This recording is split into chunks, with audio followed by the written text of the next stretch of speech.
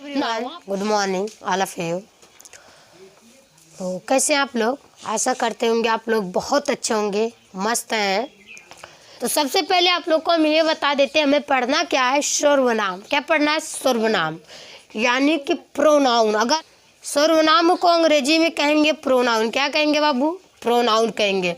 तो आज हमें प्रोनाउन या सर्वनाम हमें यानी सर्वनाम के हमें भेद मिलेगा और वो उसके प्रकार मिलेंगे, फिर उसके वो प्रकार रहेंगे तो उसके वो प्रकार मिलेंगे। इसी तरीके से आपको बहुत सारी इसमें जानकारी मिलने वाली है।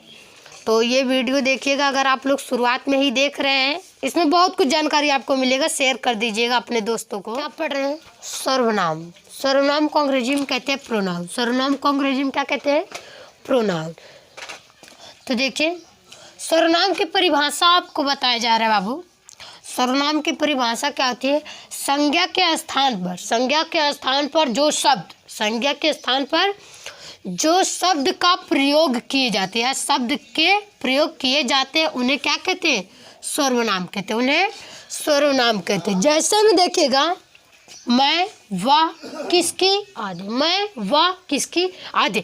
इसमें क्या कर रहा है? संज्ञा के स्थान पर देखिएगा प्रयोग कर रहा है ना। संज्ञा के स्थान पर जो शब्द का प्रयोग किया जाता है उन्हें सर्वनाम कहते हैं। उन्हें सर्वनाम कहते हैं। जाओ देखिए, सर्वनाम 6 प्रकार के होते हैं। सर्वनाम कितने प्रकार के होते हैं? 6 प्रकार के होते हैं। सर्वनाम 6 प्रकार के होते हैं। पहला देखिए, पुरुषवाचक सर्वनाम, निश्चयवाचक सर्वनाम, तीसरा अनिश्चयवाचक सर्वनाम, संबंधवाचक सर्वनाम, प्रश्नवाचक सर्वनाम, फिर निजवाचक सर्वनाम। 6 प्रकार किए हो गए हैं। अब 6 प्रकार में देखिएगा, ये 6 प्रकार में पहला आपका क्या है? पुरुषवाचक सर्वनाम। पुरुषवाचक सर्वनाम किसे कहते हैं? ये वाला है ना आपका। पुरुषवाचक सर्वनाम किसे कहते हैं? तो देखिए, पुरुषवाचक के और पुरुष के स्थान पर जिस शब्द का प्रयोग होता है उसको उसको पुरुषवाचक सर्वनाम कहते हैं। उसको पुरुषवाचक सर्वनाम कहते हैं। जैसे में मैं, हम, तू, वह, वे। अगर इतना शब्द आ जाए तो वह समझ जाइएगा कि वह कौन सा हुआ है? पुरुषवाचक सर्वनाम। क्या है बाबू? पुरुषवाचक सर्वनाम है। अब देखिए, अब इसका हमने पढ़ा, इसका परिभाषा। अब पुरुषवाचक सर्वनाम 3 प्रकार के होते हैं। पुरुषवाचक सर्वनाम कितने प्रकार के होते हैं? 3 प्रकार के होते हैं। कितने प्रकार के? 3 प्रकार के। फर्स्ट है उत्तम पुरुषवाचक, बा वाला सेकंड है मध्यम पुरुषवाचक, थर्ड है अन्य पुरुषवाचक। अब जानेंगे हम फर्स्ट पुरुषवाचक किसे कहते हैं। हाँ, फर्स्ट पुरुषवाचक सर्वनाम किसे कहते हैं? जिन शब्दों का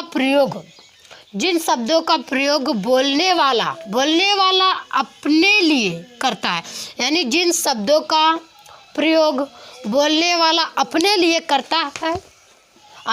करता है वे उत्तम पुरुष कहलाता है। वे कौन सा पुरुष कहलाता है? उत्तम पुरुष कहलाता है। जैसे में देखेंगे, मैं, हम, उत्तम पुरुष में ये है बाबू। अब सेकंड वाला देखिएगा, मध्यम पुरुषवाचक सर्वनाम। जिन शब्दों का प्रयोग जिससे बात की जा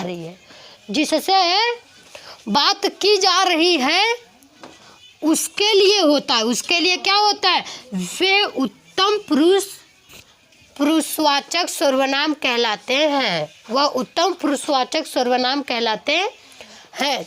जैसे में तू, तुम। जैसे में तू, तुम का गेला हुआ है मध्यम पुरुषवाचक। कौन सा गया है बाबू? मध्यम पुरुषवाचक। अब थर्ड वाला है अन्य पुरुषवाचक सर्वनाम। जिन शब्दों का प्रयोग अन्य व्यक्तियों, ये देखिएगा मेन है, अन्य व्यक्तियों के लिए होता है जिनके विषय में बात की जा रही हो और जो वहाँ पर उपस्थित ना हो। जिसके विषय में बात की जा रही हो और वह वहाँ पर उपस्थित ना हो, उसे अन्य पुरुषवाचक सर्वनाम कहते हैं। जैसे वह, उसको आदि। बाबू ये समझ में आया अन्य पुरुषवाचक किसे कहते हैं? फिर से एक बार सुनिएगा।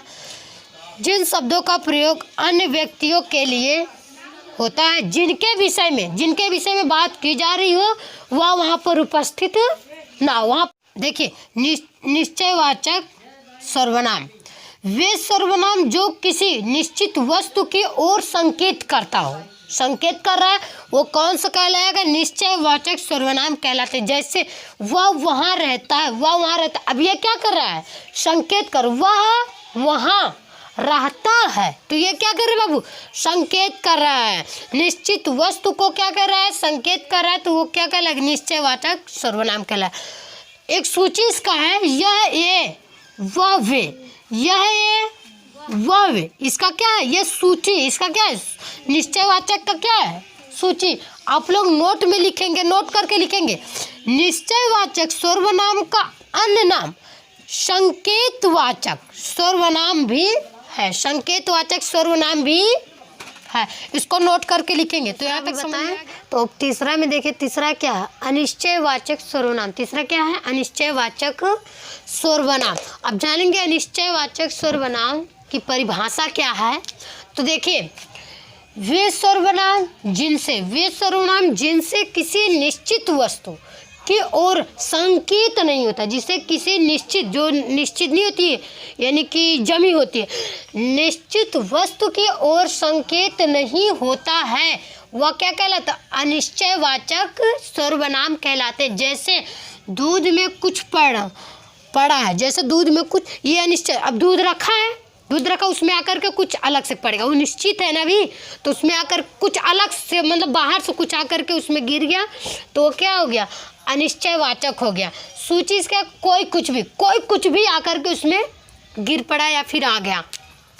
चौथा आपका है संबंधवाचक सर्वनाम। संबंधवाचक सर्वनाम की परिभाषा है, वे शब्द है जो संज्ञा या सर्वनाम के लिए प्रयोग किए जाते हैं और जो जोड़ने का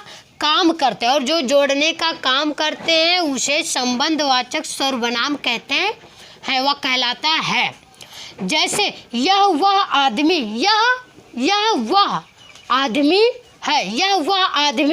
है जो प्रातःकाल आया था। अब इसकी सूची है बाबू, इसकी सूची में क्या दिया होगा? इसकी सूची जो जिसका, जो कि, किसका, जिन्होंने आदि शब्द या जिनका प्रथम अक्षर जा हो, जिनका प्रथम अक्षर क्या हो?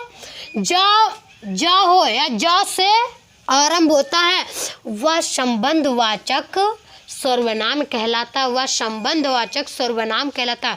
समझ जाइएगा, अगर ये जो आप लोग पढ़ ले रहे ना, तो आप लोग को BA BSc 12 में मेहनत नहीं करनी पड़ेगी बाबू। अगर आपके जो हमने इसके पहले पढ़ाया था विभक्ति आप लोग पढ़ लेंगे, तो विभक्ति 4 नंबर, 2 नंबर, 5 नंबर तक तो आ ही जाता है विभक्ति आपका। 3 नंबर का तो पूरा फाइनल आ जाता है 12 में 11 में विभक्ति जरूर आता है। तो वीडियो एक बार दूसरे वाली वीडियो देख लीजिएगा, मेरा विभक्ति पढ़ाए हैं उसमें। अब देखिए पांचवा क्या है? प्रश्नवाचक सर्वनाम। प्रश्नवाचक सर्वनाम की परिभाषा है, वे सर्वनाम जो प्रश्न पूछने के काम आते, वे सर्वनाम जो प्रश्न पूछने के काम आते हैं, प्रश्नवाचक सर्वनाम कहलाते हैं। जैसे तुम कौन हो, वह कौन, ये सब क्या प्रश्नवाचक नाम पूछ रहे हैं ना, ये प्रश्न ही पूछ रहे हैं ना। तो अब इसकी सूची जैसे देखेंगे आप, कौन सा, क्या, किसका, किसको, किसे आदि होता है, अर्थात इनका प्रथम अक्षर का होना चाहिए। क्या होना चाहिए? का होना चाहिए। का से अवश्य प्रारंभ होता है, का से जरूर अवश्य प्रारंभ होता है। अब छठा नंबर पे क्या है आपका? निजवाचक सर्वनाम। निजवाचक सर्वनाम जिस सर्वनाम से निजत्व अर्थात आप अपने का बोध हो, निजवाचक सर्वनाम कहलाते हैं। इसका एग्जाम्पल है मैं स्वयं आ जाऊंगा, मैं स्वयं आ जाऊंगा, मैं स्वयं आ जाऊंगा। इसकी सूची क्या है? आप स्वयं अपने आप स्वयं अपने आप। अब जो हमने आपको पहले ही पढ़ाए थे, जो इसमें 6 प्रकार के होते हैं ना सर्वनाम, तो उसका पहला क्या था? पुरुषवाचक था ना। पुरुषवाचक सर्वनाम का वर्गीकरण हमने करके दिखाया है। पुरुषवाचक सर्वनाम का वर्गीकरण इसमें क्या है? एक तरफ आप डालेंगे कारक, कारक उत्तम पुरुष, मध्यम पुरुष, अन्य पुरुष। इसका 3 प्रकार का होता है वर्गीकरण। जो ये पुरुषवाचक है ये 3 प्रकार का है, तो तीनों में क्या किया हमने? बांटा है।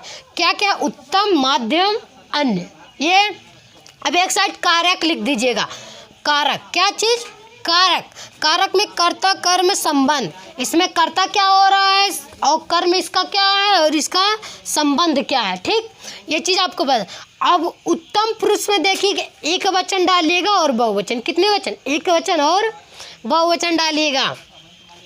एक वचन जैसे कर्ता में क्या आता है बाबू? मैं। कर्ता में क्या आ जाता है? मैं आता है। तो मैं क्या है? एक वचन। मैं अकेला हूँ ना भैया, मेरे साथ कोई और थोड़ा ना खड़ा है। मैं क्या हूँ? अकेला हूँ। तो अकेले, मैं खुद अकेले हूँ, तो ये क्या? एक वचन है।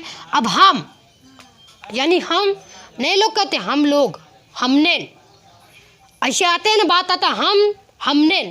कहीं भी जा रहे तो आप लोग इसे बोलते हो, तो ये किस में आ गया? बहुवचन में। किस में आ गया? बहुवचन। लेकिन ये कारक क्या है? कर्ता कारक। कारक क्या है? कर्ता कारक है। अब माध्यम में तुम, पुरुष में बहुवचन में क्या आ गया? तुम। यानी माध्यम जो पुरुष है उसका एक वचन का क्या है? तू। तू, आराम से बोलो तू। ई का है एक वचन तू। ओके, अकेले का। अब तुम, ई बहुवचन आ गया। तुम क्या आ गया है? बहुवचन। अब अन्य पुरुष का एक वचन क्या है? वह, बहुवचन वे, वह वे, एक वचन बहुवचन। अब देखिए कर्म, तुझको, हमको। तुझको जो है ये का एक वचन, हमको, हमने के, कुल का ये सब क्या है बाबू? बहुवचन। क्या है? बहुवचन है। अब माध्यम पुरुष में तुझको, तुमको, तुझको, तुमको। तुझको क्या है? एक वचन है माध्यम पुरुष में। तुमको क्या है? बहुवचन है माध्यम पुरुष में। उसको, उनको, उसको क्या है? एक वचन अन्य पुरुष में। उनको क्या है? बहुवचन है, अन्य पुरुष में है। ये काम क्या है? कर्म कारक है। क्या है? कर्म का। अब संबंध कारक आपका है उत्तम पुरुष में एक वचन, मेरा, मेरे, मेरा, मेरे और मेरी। मेरा, मेरे, मेरी एक वचन है। बहुवचन में हमारा, हमारे, हमारी, हमारा, हमारी, हमारे। माध्यम पुरुष में क्या है? एक वचन, तेरा, तेरे, तेरी। तेरी फितरत ने हमें बनाया। तेरा, तेरे, तेरी, उसमें है ना तेरी फितरत ने, ये भी क्या है? एक वचन है। तेरी खाली अकेले को काट। अब वैसे थोड़ी ना कहे तेरी फितरत ने मुझे बनाया, कुलौन के थोड़ी काल, तब मतलब है करे उस सबसे शादी किया रहेगा उसकी, तो भैया जो भी रहेगा जिससे भी वो करेगा तो ये कैसे करेगा ना। तेरी फितरत तो गाना का मतलब ही देखा करे। तेरा, तेरा, तेरे, तेरी क्या है? एक वचन है। क्या है? एक वचन है। और माध्यम पुरुष का क्या है?